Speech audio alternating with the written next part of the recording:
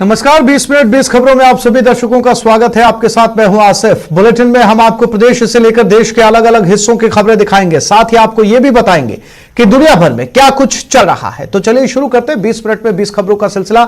सबसे पहले खबर अपने प्रदेश राजस्थान की। एक बेटी ने अपनी प्रतिभा से मरुधरा की आन बान शान में 4 चांद लगा दिए हैं। जी हाँ, छोटे से गांव में पली बढ़ी और हिंदी मीडियम में शुरुआती पढ़ाई करने वाली झुंझुनू की स्वाति शर्मा का WTO के लीगल ऑफिसर के रूप में चयन हुआ है। साधारण परिवार से ताल्लुक रखने वाली स्वाति शर्मा की स्कूली शिक्षा भी गांव से हुई है। इस मुकाम तक पहुंचने में स्वाति को कई चुनौतियों का सामना करना पड़ा। स्वाति के पिता सूरजगढ़ पंचायत समिति में जूनियर इंजीनियर हैं। प्रारंभिक पढ़ाई गांव के ही हिंदी मीडियम स्कूल में हुई। इसके बाद सूरजगढ़ के टैगोर स्कूल और चिड़ावा के डालमिया स्कूल में पढ़ाई की। लॉ की पढ़ाई के लिए स्वाति देहरादून गयी। जुलाई 2021 में लॉ की पढ़ाई पूरी होने के बाद स्वाति ने दुनिया के टॉप लॉ इंस्टीट्यूट में रिसर्च के लिए ट्राई शुरू कर दिया। इस बीच वॉरिक यूनिवर्सिटी UK की प्रोफेसर डॉक्टर रीना पटेल से मुलाकात हुई। उनके गाइडेंस में लंदन में इंटरनेशनल लॉ में रिसर्च करना शुरू किया, जहां वर्ल्ड ट्रेड इंस्टीट्यूट के director Peter van den Bossche से मुलाकात हुई, जिन्होंने स्वाति के रिसर्च और काम को सराहा और मौका दिया। बेल्जियम में 6 महीने की ट्रेनिंग के बाद स्वाति को WTO में जॉब ऑफर हुई। वैसे तो सवाई माधोपुर के रणथंभौर नेशनल पार्क में बाघों की रोब भरी चाल और दमदार गुर्राहट से होने वाले रोमांच का एहसास करने के लिए सैलानियों का जमघट लगता है। लेकिन अब जिले का राष्ट्रीय चंबल घड़ियाल प्रोजेक्ट भी धीरे धीरे पर्यटन के क्षेत्र में अपनी धाक जमाने लगा है। यही कारण है कि अब रणथंभौर नेशनल पार्क के साथ ही राष्ट्रीय चंबल घड़ियाल प्रोजेक्ट भी सैलानियों की पसंद बनने लगा है। जो सैलानी रणथंभौर पहुंच रहे हैं, वे अब राष्ट्रीय चंबल घड़ियाल अभ्यारण्य का भी लुत्फ उठा रहे हैं।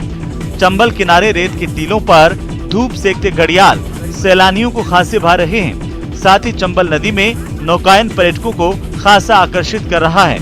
घड़ियाल अभ्यारण्य में माइग्रेट पक्षियों के स्वच्छंद कलरव और मस्ती के साथ नौकायन का लुत्फ पर्यटकों के आनंद को दुगुना कर रहा है। रणथंभौर से राष्ट्रीय चंबल घड़ियाल अभ्यारण्य की दूरी सिर्फ 30 मिनट की है। ऐसे में आसानी से पर्यटक राष्ट्रीय चंबल घड़ियाल अभ्यारण्य पहुंच रहे हैं। इससे इलाके में रोजगार के नए अवसर भी पैदा हुए हैं। ऐसे में वो दिन दूर नहीं जब राष्ट्रीय चंबल घड़ियाल अभ्यारण्य का नाम भी रणथंभौर नेशनल पार्क की तरह देश विदेशों में मशहूर होगा। आमतौर पर दिन में गुलजार रहने वाली स्वर्ण नगरी अब रात को भी गुलजार होनी शुरू हो गई है। रात के अंधियारे में भी पर्यटन स्थलों पर पूनम का एहसास हो रहा है। रोशनी से जगमग पर्यटन स्थलों का दृश्य मनोहारी बना हुआ है।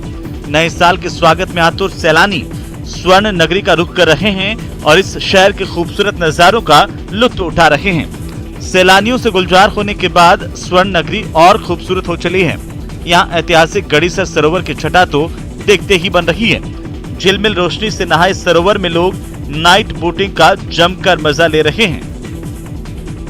बहुत अच्छा लगा और यहाँ पे जो संकेत हो रहे हैं वहाँ पे राइडिंग का, पैराग्लाइडिंग का बहुत मजा आया और कैमल सफारी का बहुत मजा लिया, बहुत मजे लिए बच्चों ने। और जैसलमेर में तंडोर माता का मंदिर देखा, फिर भारत पाक जो बॉर्डर है वो देखा। उसके बाद हम दौरे जीप सफारी, कैमल सफारी किया, पैराग्लाइडिंग किया, तो जो जैसलमेर फोर्ट देखा।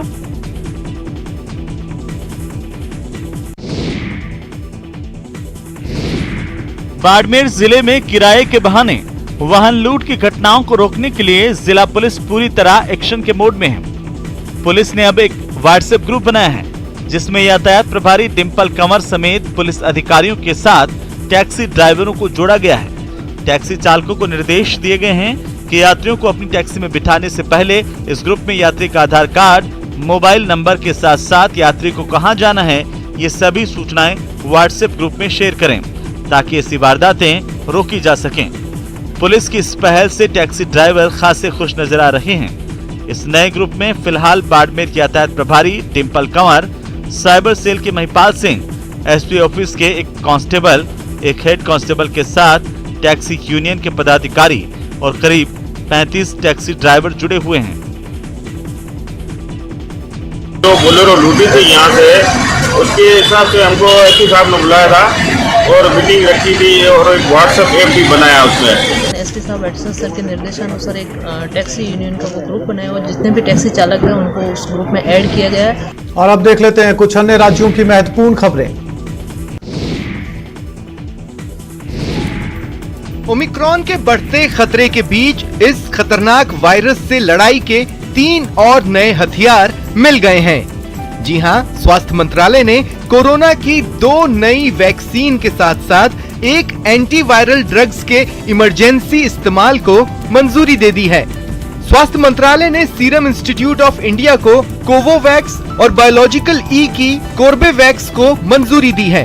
इसके अलावा कोविड-19 के खिलाफ लड़ने वाली एंटीवायरल पिल मोलनुपिराविर के आपातकालीन इस्तेमाल को भी मंजूरी दी है। आपको बता दें कि Covovax US drug manufacturer Novavax का इंडियन वर्जन है। ये एक नॉन पार्टिकल प्रोटीन पर आधारित कोरोना वैक्सीन है। हाल ही में WHO ने भी कोवोवैक्स के आपातकालीन इस्तेमाल को मंजूरी दी थी। इसके अलावा कोर्बेवैक्स भी प्रोटीन आधारित वैक्सीन है। साथ ही कोविड-19 के खिलाफ कारगर बताई जा रही मोलनुपिराविर ड्रग को MSD और रिजबैक बायोथेराप्यूटिक्स ने विकसित किया है। बताया जा रहा है कि यह दवा वायरस के दोबारा हमारे शरीर में प्रवेश करने से रोकती है।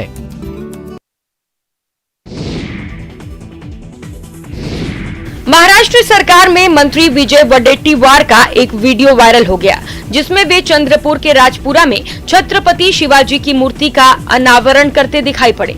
इस वीडियो के आधार पर बीजेपी ने विजय वडेट्टीवार पर शिवाजी को अपमानित करने का आरोप लगाया, क्योंकि उद्धव सरकार में मंत्री विजय वडेट्टीवार के हाथ जब शिवाजी की ऊंची कद की मूर्ति पर माल्यार्पण करने में छोटे पड़ गए तो वे उनकी प्रतिमा पर पांव रखकर ऐसा करते दिखे।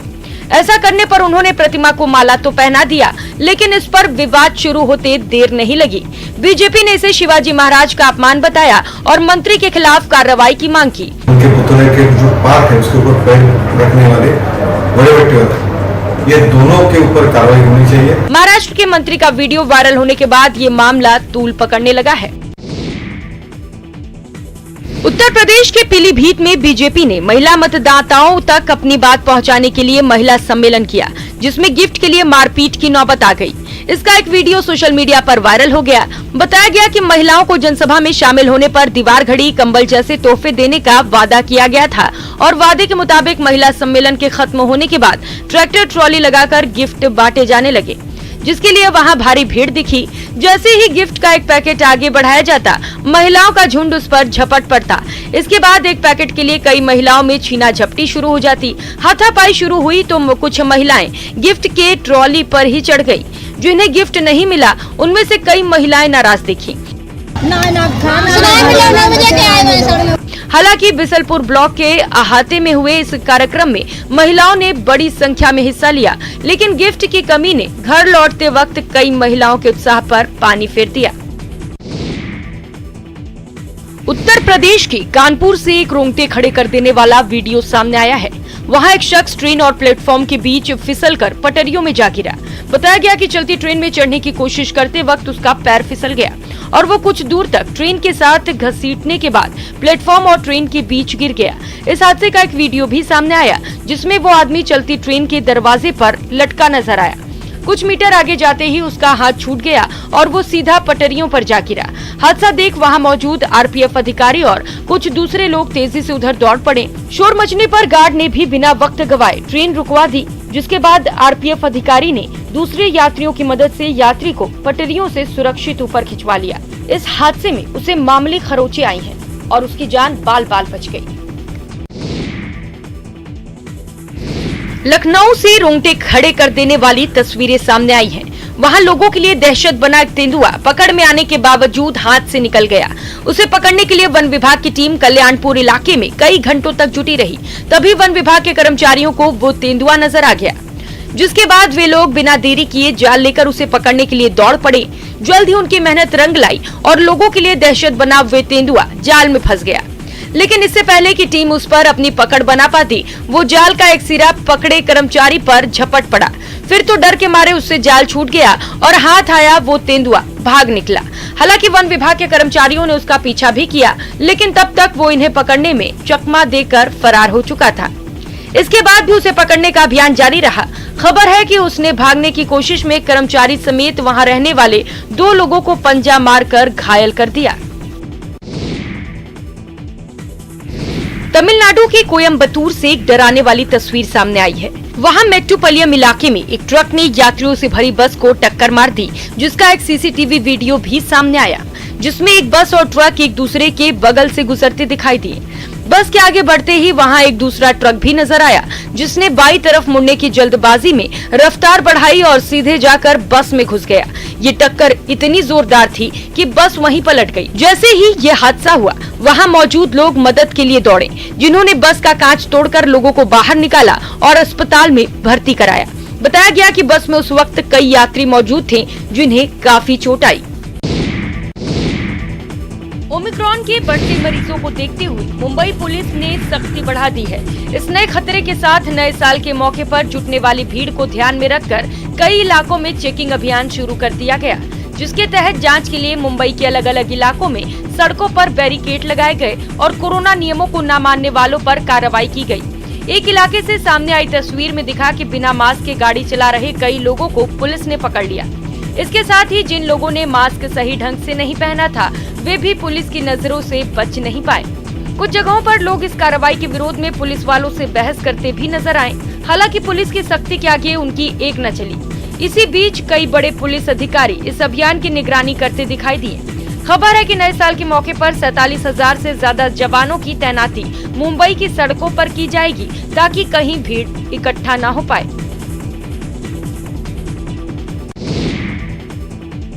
19 राज्यों में ओमिक्रॉन के दस्तक के बाद भी देश के कई शहरों में लोग कोरोना नियमों की अनदेखी करने से बाज नहीं आ रहे।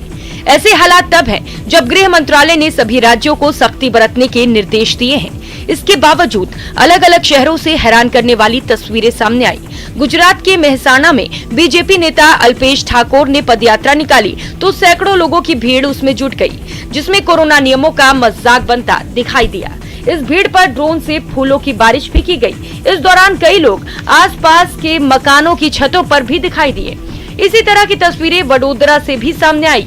वहां महिला एवं बाल विकास मंत्रालय ने कार्यक्रम का आयोजन किया, जिसमें कई लोग शामिल हुए। इस दौरान हॉल में जिन सीटों पर कोरोना के खतरे की वजह से बैठने पर रोक लगाई गई थी, उन पर भी लोग बैठे नजर आए। वहीं सुरेंद्र नगर जिले में सरपंचों का एक कार्यक्रम रखा गया, लेकिन वहां भी एक साथ कई लोग दिखाई दिए। इस बीच एक और चौंकाने वाली तस्वीर बोटाद से सामने आई। वहां एक दिन पहले एक क्रिकेट मैच का आयोजन किया गया था और जब ये मैच खत्म हुआ तब जीत का जश्न मनाने के लिए स्टेडियम में बैठे सैकड़ों दर्शक मैदान में आ गए। असम के किसान फसलों में अज्ञात बीमारी फैलने से परेशान हैं। बीमारी के कारण फसलें पूरी तरह से बर्बाद होने लगी हैं, जिससे किसानों की पेशानियों पर चिंता की लकीरें उभर आई हैं। इस अज्ञात बीमारी का असर सबसे ज्यादा प्रदेश के डिब्रूगढ़ में नजर आ रहा है, जहां सब्जियों की फसलों को खासा नुकसान हुआ है।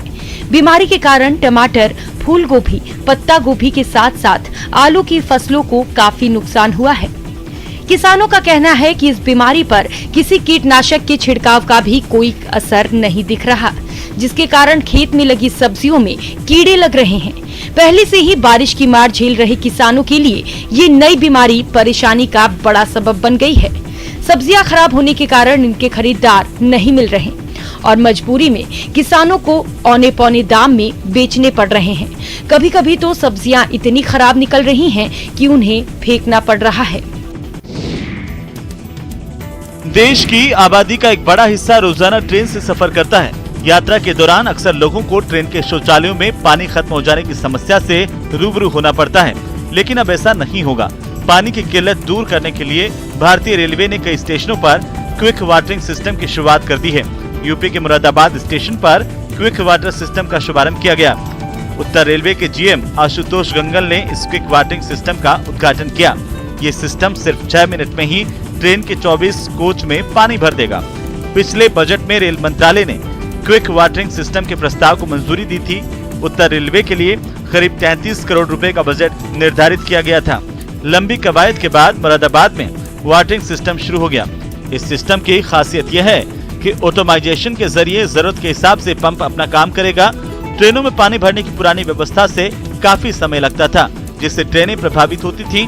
लेकिन क्विक वाटरिंग सिस्टम से ट्रेनों में पानी भरने में लगने वाले समय की बचत होगी, जिससे ट्रेनों के समय पालन में भी सुधार होगा। हिमालय के पहाड़ी इलाकों में हुई भारी बर्फबारी ने लोगों की मुसीबतें बढ़ा दी हैं। मौसम विभाग ने पश्चिमी विक्षोभ के सक्रिय होने की वजह से ऊंचाई वाले इलाकों में भारी बर्फबारी और मैदानी इलाकों में भारी बारिश का अनुमान जताया था, जो बिल्कुल सही साबित हुआ। लेकिन इस बर्फबारी ने कई जगहों पर लोगों की मुसीबतें बढ़ा दी।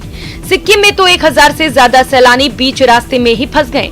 बताया गया कि ये लोग नाथुला दर्रे के पास घूमने गए थे, लेकिन बर्फबारी के बाद रास्ता बंद हो गया और उनकी गाड़ियां वहीं फंस गईं।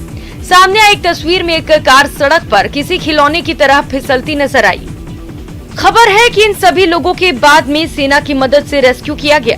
अरुणाचल प्रदेश में तो हालात और भी खराब नजर आए।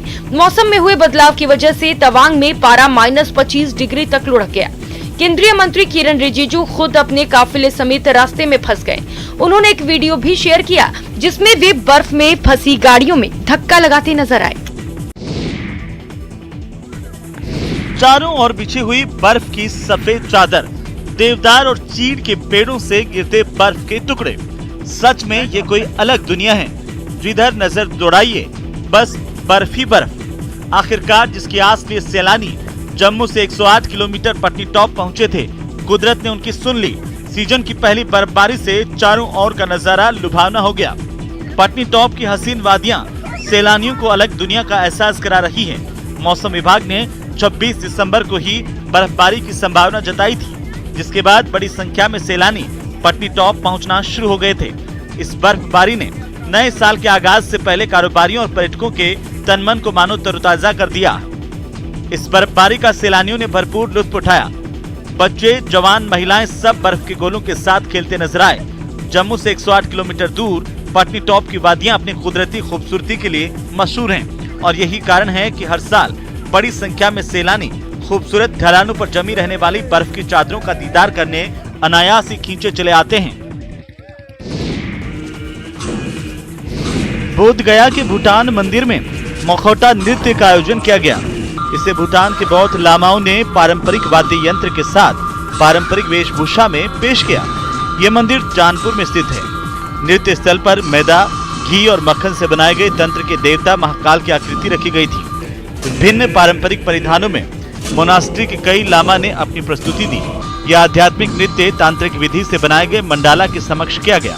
इसके बाद आध्यात्मिक धर्म गुरु ने मंडाला अभिषेक किया। इस दौरान भूटान के अलावा लेह लद्दाख, श्रीनगर, हिमाचल प्रदेश समेत अन्य जगहों से आए बौद्ध भिक्षु मौजूद रहे। भूटान की परंपरा के मुताबिक दुष्ट आत्माओं को नष्ट और शांत करने के लिए मुखौटा नृत्य किया जाता है। भूटान की संस्कृति में इस नृत्य का महत्वपूर्ण स्थान है। इसे जीसी ब्लैक हिल्स नृत्य भी कहा जाता है। यहाँ 10 सालों से इसका आयोजन होता रहा है। मान्यता है कि इस नृत्य को देखने मात्र से ही लोगों के सारे पाप नष्ट हो जाते हैं और उन्हें निर्वाण की प्राप्ति होती है।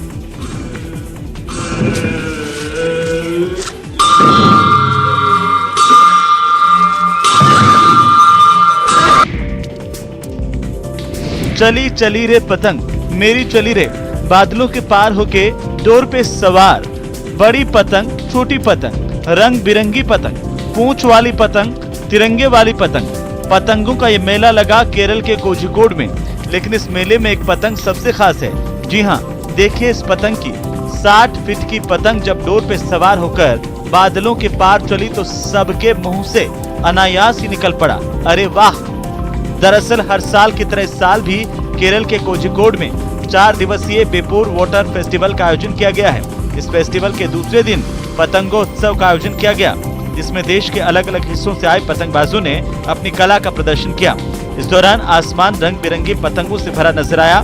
जिधर नजर दौड़ाइए पतंग ही पतंग नजर आ रही थी। लेकिन इस फेस्टिवल का सबसे बड़ा आकर्षण रही 60 फीट की पतंग। इस फेस्टिवल का आयोजन राज्य के पर्यटन विभाग की ओर से किया जाता है। और 20 मिनट 20 खबरों में अब बात कर लेते हैं इंटरनेशनल खबरों की। तांडव मचाया कि उसकी चपेट में आकर कई इमारतें जलकर राख हो गईं। पर्थ के पास के जंगलों में कुछ दिनों पहले आग भड़की थी, लेकिन गर्मी और तेज हवाओं की वजह से ये आग फैलती चली गई। पर्थ से सामने आई एक तस्वीर में जंगल का एक बड़ा हिस्सा धधकता नजर आया।